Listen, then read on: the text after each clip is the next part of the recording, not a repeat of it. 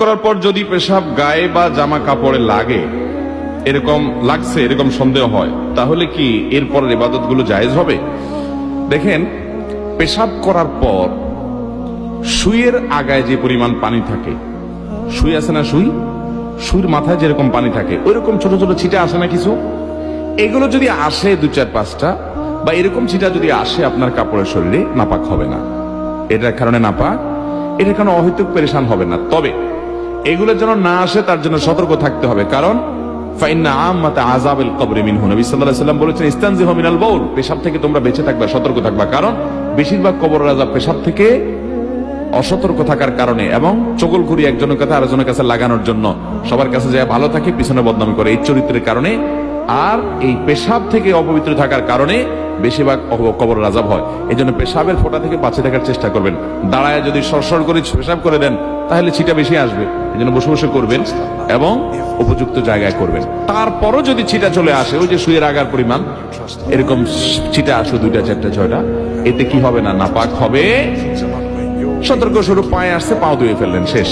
আর কাপড় লাগলে কাপড় নাপাক হবে না এত অল্প পেশাব লাগলে, কারণ এটা থেকে একেবারে এরকম সুই পরিমাণও লাগবে না, এটা থেকে বাঁচা সম্ভব না, যার কারণে এটুকু মাফ। শুধু সেটা নয়, অনেক সময় দেখবেন টয়লেটে বসলে মাছি আসে, মাছি যে একবার ওই নাপাক জায়গায় বসে আবার আপনার শরীরে এসে বসে, এর কারণে শরীর বা কাপড় নাপাক হবে, কারণ ওই মাছির গায়ে বা তার পায়ে এত কম নাপাক লাগে যে ওইটা কোনো কাউন্ট করে গণনা করা কঠিন, যার কারণে সেটা মাফ, এটা লাগলে অসুবিধা হবে না।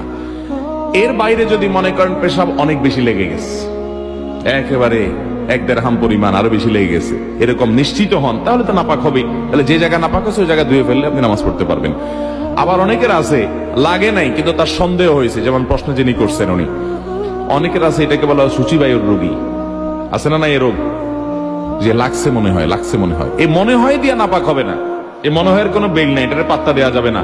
এরকম সন্দেহ রোগের কারণে অনেকে দেখবেন ওযু করতে আধা ঘন্টা সময় লাগে, আছে না নাই, ওযু করতে আধা ঘন্টা সময় লাগে কেন? তার সন্দেহ হয় মনে হয় একটু শুকনা রয়ে গেছে। হাদিসে আসছে 3 বার ধুইতে, সে 30 বার ধোয়ার পরও তার সন্দেহ থাকে আরো, এটা সন্দেহের রোগী। এই সন্দেহকে পাত্তা দেওয়া যাবে।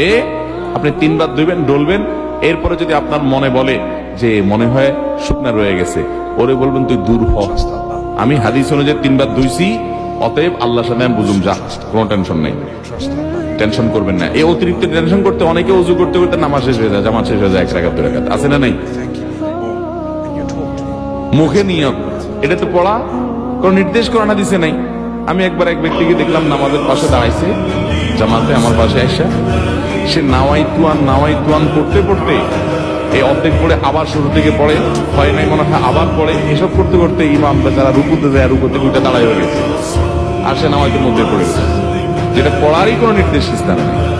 তো যাই হোক, কোন প্রকার সন্দেহের রোগকে গুরুত্ব দেওয়া যাবে। হ্যাঁ, আপনার প্রায় এরকম হয় না, হঠাৎ করে মনে হচ্ছে পেশাব ভিজা এবং কাপড়টা মনে পড়ে গেছে, সন্দেহ হচ্ছে, তাহলে ওটাকে ধুয়ে ফেলাম, শেষ। আর ওই যে ছিটার মতো পড়ে, ওটার কারণে নাপাক হবে।